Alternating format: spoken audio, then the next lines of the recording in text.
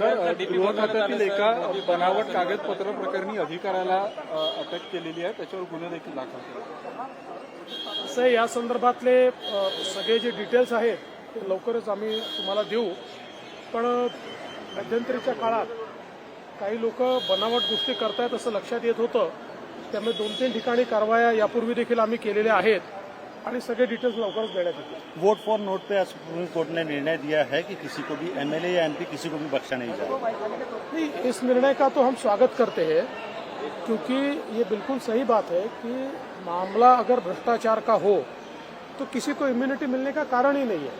कोई एमएलए है, एमपी है, जनप्रतिनिधि है, इनमें उसको भ्रष्टाचार का लाइसेंस तो नहीं दिया जा सकता.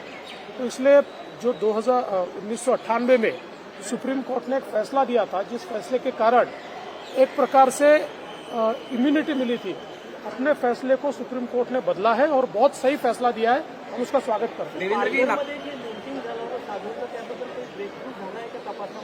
चाललेलं आहे, होईल काही ना काही चाललेलं आहे. नवनीत राणांनी म्हटलंय की मोदी कधीपर्यंत स्पष्ट होईल प्रचंड अशी उत्सुकता. 195 ची पहिली लिस्ट आलेली आहे. महाराष्ट्रावर अजून चर्चा व्हायची आहे.